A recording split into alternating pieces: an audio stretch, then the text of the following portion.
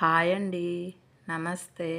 ఈరోజు వీడియోలో పూరీలోకి కర్రీని టేస్టీగా అండ్ ఈజీగా ఏ విధంగా తయారు చేయాలో చూపించబోతున్నాను.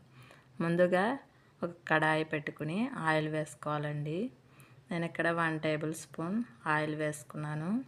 ఇప్పుడు ఆవాలు టీ స్పూన్, జీలకర్ర టీ స్పూన్, పచ్చిశనగపప్పు 1 టీ స్పూన్ వేసుకోవాలండి. ఇవి కొద్దిగా ఫ్రై అయిన తర్వాత కరివేపాకు కూడా వేసుకొని ఒకసారి కలుపుకోవాలి. ఇప్పుడు ఆనియన్స్ని ఈ విధంగా బారుగా కట్ చేసుకుని 1.5 కప్పులు వేసుకోవాలండి. ఇప్పుడు ఒక పావు టీ స్పూన్ వరకు పసుపును వేసుకొని ఒకసారి కలుపుకోవాలండి. ఈ విధంగా కలుపుకున్న తర్వాత ఇప్పుడు టేస్ట్కి సరిపడా ఉప్పును కూడా వేసుకొని మరొకసారి కలుపుకోవాలి. ఈ విధంగా కలుపుకున్న తర్వాత ఇవి లో ఫ్లేమ్లో ఉల్లిపాయలు సాఫ్ట్గా ఉడికే వరకు ఉడికించుకోవాలి. 2 మినిట్స్ తర్వాత చూపిస్తున్నానండి.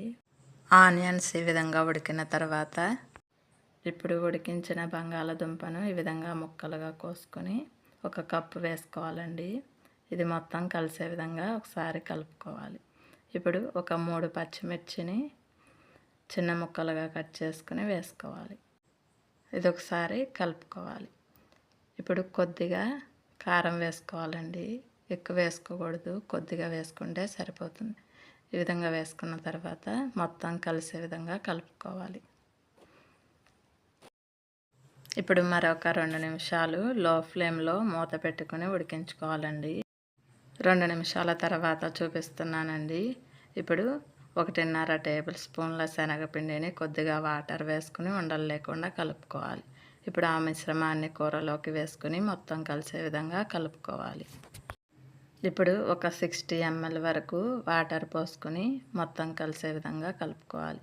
ఎక్కువ వాటర్ పోయాల్సిన అవసరం లేదండి. 60 ml వరకు వాటర్ పోసుకుంటే సరిపోతుంది. ఇప్పుడు లో ఫ్లేమ్లో ఒక 2 నిమిషాలు ఉడికించి స్టవ్ ఆఫ్ చేసేయాలి.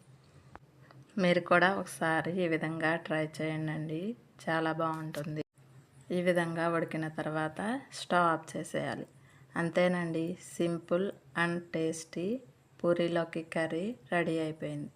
ఈ వీడియో కనుక మీకు నచ్చినట్లయితే లైక్ చేయండి, షేర్ చేయండి అండ్ సబ్స్క్రైబ్ చేసుకోండి.